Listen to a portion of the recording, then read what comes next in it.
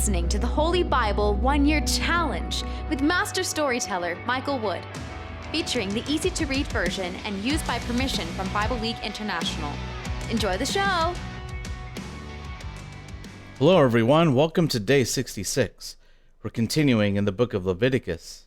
And the topic today is how to keep the body pure.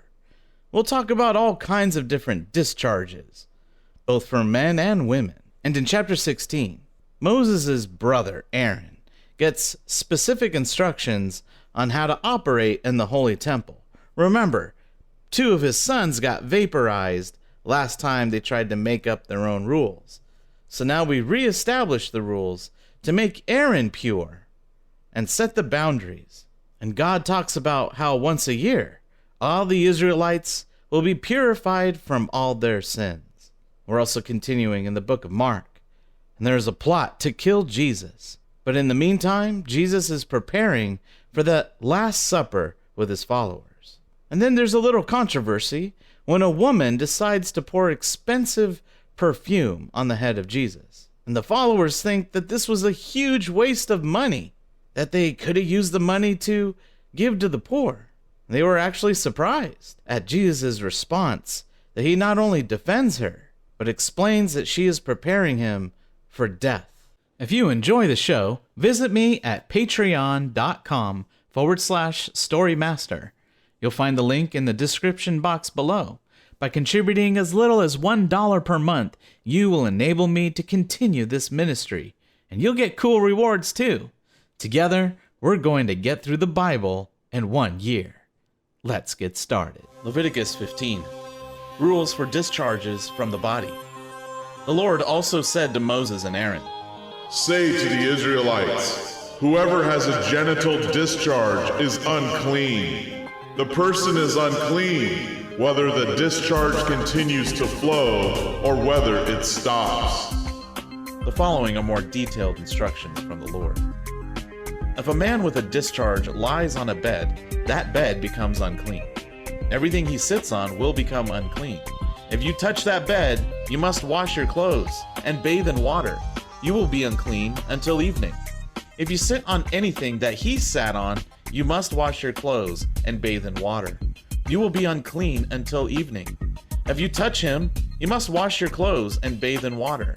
You will be unclean until evening. If he spits on you, you must wash your clothes and bathe in water. You will be unclean until evening. If that man sits on a saddle, it will become unclean. If you touch or carry anything that was under him, you will be unclean until evening. If he touches you, you must wash your clothes and bathe in water.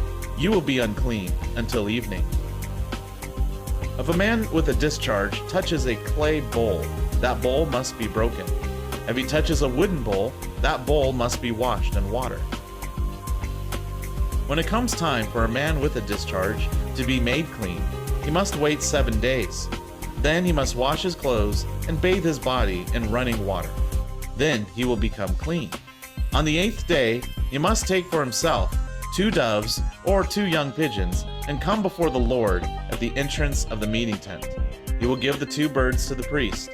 The priest will offer the birds, one for a sin offering and the other for a burnt offering. In this way, the priest will make that man pure before the Lord. If a man has a flow of semen, he must bathe his whole body in water. He will be unclean until evening. If the semen is on any clothing or leather, that clothing or leather must be washed with water. It will be unclean until evening. If a woman has sexual relations with a man, and he has a flow of semen, both the man and the woman must bathe in water. They will be unclean until evening. If a woman has a discharge from her monthly time of bleeding, she will be unclean for 7 days. Anyone who touches her will be unclean until evening. Everything she lies on during her monthly time of bleeding will be unclean, and everything she sits on during that time will be unclean. Whoever touches her bed must wash their clothes and bathe in water. They will be unclean until evening. Whoever touches anything she has sat on must wash their clothes and bathe in water. They will be unclean until evening. It doesn't matter if they touched the woman's bed or if they touched something she sat on. They will be unclean until evening. If a man has sexual relations with a woman during her monthly time of bleeding, he will be unclean for 7 days. Every bed he lies on will be unclean. If a woman has a discharge of blood for many days, not during her time of monthly bleeding, or if she has a discharge after that time, she will be unclean, just as during the time of her monthly bleeding. She will be unclean for as long as she has a discharge. Any bed she lies on during the time of her discharge will be like her bed during the time of her monthly bleeding. Everything she sits on will be unclean, just as it is during the time she is unclean for her monthly bleeding. Whoever touches these things will be unclean until evening. They must wash their own clothes and bathe in water. After the woman's discharge stops, she must wait 7 days. After that, she will be clean. Then, on the 8th day, she must bring 2 doves or 2 young pigeons to the priest at the entrance of the meeting tent. Then the priest must offer 1 bird for a sin offering and the other bird for a burnt offering. In this way, the priest will make her pure before the Lord. So you must warn the Israelites about being unclean. If you don't warn the people, they might make my holy tent unclean, and then they would have to die. These are the rules for anyone with a discharge from the body. These rules are for men who become unclean from a flow of semen, and these rules are for women who become unclean from their monthly time of bleeding. And these are the rules for anyone who becomes unclean by sleeping with another person who is unclean. Leviticus 16, the Day of Atonement. 2 of Aaron's sons died while offering incense to the Lord. After that time, the Lord spoke to Moses. The Lord said, Talk to your brother Aaron. Tell him that he cannot go behind the curtain into the most holy place anytime he wants to. The mercy cover is in the room behind that curtain on top of the holy box. And I appear in a cloud over that mercy cover. If Aaron goes into that room, he will die. The following are further instructions from the Lord. Before Aaron enters the most holy place, he will offer a bull for a sin offering and a ram for a burnt offering. Aaron will wash his whole body with water and put on the special clothes. He will put on the linen underwear next to his body, the linen robe, the linen belt, and then he will put the linen turban on his head. From the whole community of Israel, Aaron will accept 2 male goats for a sin offering and 1 ram for a burnt offering. Then he will offer the bull for the sin offering. This sin offering is for himself. He will do this to purify himself and his family. Then Aaron will take the 2 goats and bring them before the Lord at the doorway of the meeting tent. Aaron will throw lots for the 2 goats. One will be for the Lord, the other lot will be for Azazel. Then Aaron will offer the goat chosen by the lot for the Lord. Aaron will make this goat a sin offering.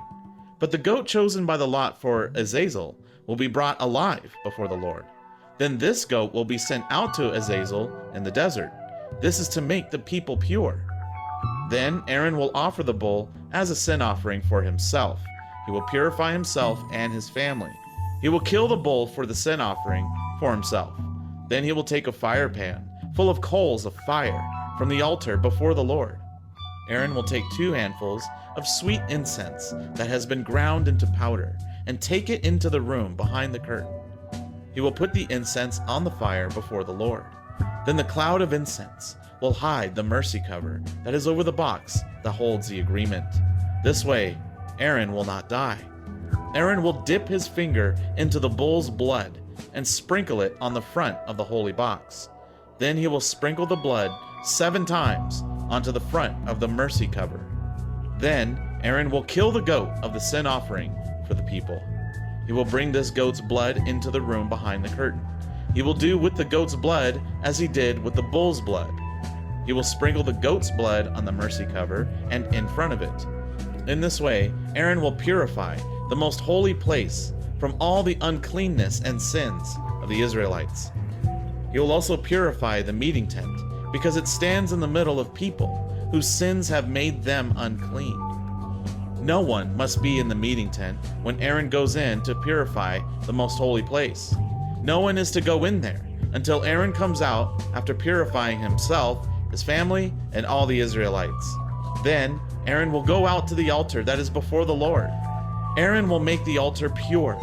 He will take some of the blood from the bull and from the goat and put it on the corners of the altar on all 4 sides. Then he will dip his finger in the blood and sprinkle it on the altar 7 times.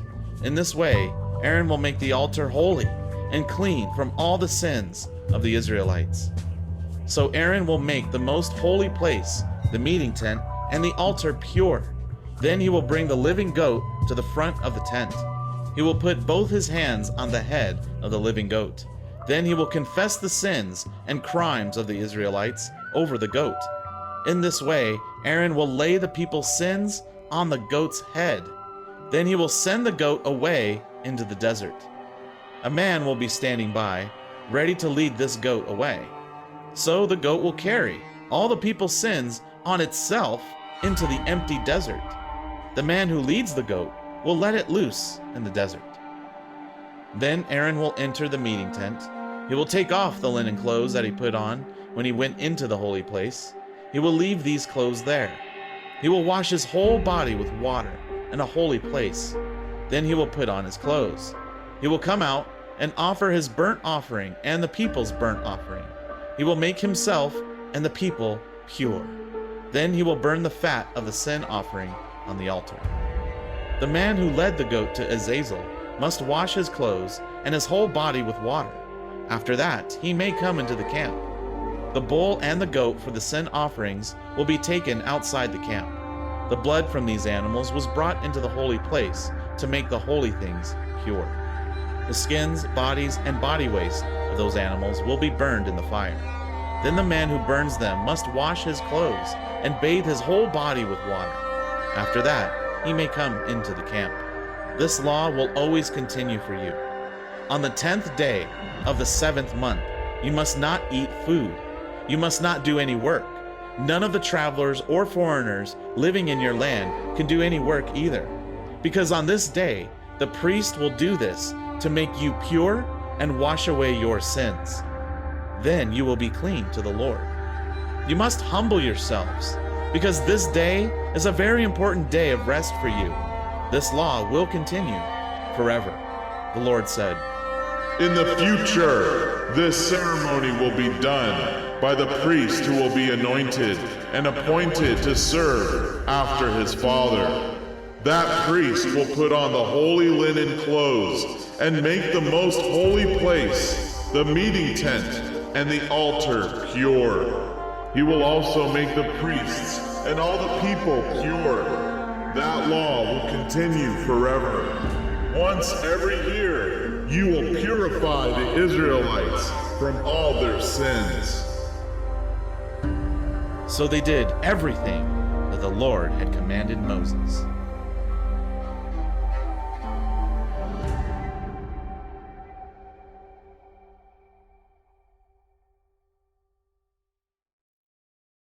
Mark chapter 14, verses 1 through 16. The plan to kill Jesus. It was now only 2 days before Passover, and the festival of unleavened bread. The leading priests and teachers of the law were trying to find a way to arrest Jesus without the people seeing it. Then they could kill him. And they said, But we cannot arrest Jesus during the festival. Don't want the people to be angry and cause a riot. Jesus was in Bethany at the house of Simon, a man who had suffered from a dreaded skin disease. While he was eating there, a woman came to him. She had an alabaster bottle filled with expensive perfume made of pure nard. She broke off the top of the bottle and poured the perfume on Jesus' head. This upset some of the people there, and they complained to each other. What a waste of expensive perfume! It was worth a full year's pay. It could have been sold, and the money given to those who are poor. And they told the woman what a bad thing she had done. Jesus said, Leave her alone. Why are you giving her such trouble? She did a very good thing for me. If you want to help the poor, they are always nearby. You can give to them anytime you want. You will not always have me. This woman did the only thing she could do for me. She poured perfume on my body before I died to prepare it for burial. The good news will be told to people all over the world, and I can assure you that everywhere the good news is told, the story of what this woman did will also be told, and people will remember her. Then Judas Iscariot, one of the 12 apostles, went to talk to the leading priests about handing Jesus over to them. They were very happy about this, and they promised to pay him. So we waited for the best time to hand Jesus over to them. It was now the first day of the festival of unleavened bread, the day the lambs were killed for Passover. Jesus' followers came to him and said, We will go and prepare everything for you to eat the Passover meal. Where do you want us to have the meal? Jesus sent 2 of his followers into the city. He said to them, Go into the city. You will see a man carrying a jar of water. He will come to you. Follow him. We'll go into a house. Tell the owner of the house, The teacher asked that you show us the room where he and his followers can eat the Passover meal. the owner will show you a large room upstairs that is ready for us. Prepare the meal for us there. So the followers left and went into the city. Everything happened the way Jesus said it would. So the followers prepared the Passover meal. Psalm chapter 31, verses 1 through 8. For the music director, a psalm of David. Lord, I come to you for protection. Don't let me be disappointed. You always do what is right, so save me. Listen to me. Come quickly and save me. Be my rock, my place of safety. Be my fortress and protect me. Yes, you are my rock and my fortress. For the good of your name, lead me and guide me. Save me from the traps my enemy has set. You are my place of safety. Lord, you are the God we can trust. I put my life in your hands. Save me. I hate those who worship worthless idols. I trust only in you, Lord. Your faithful love fills me with joy. You have seen my suffering. You know about the troubles I have. You have kept me away from my enemies and have given me a safe place to stand.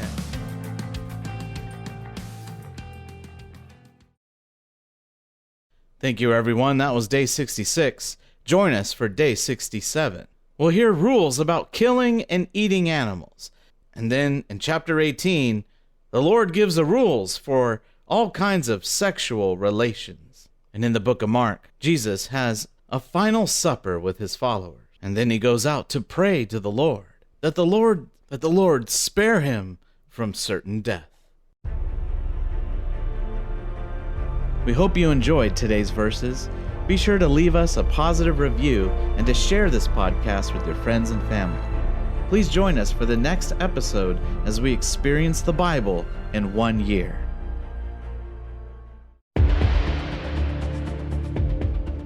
Did you know we offer online courses in creative writing, literature, and web design?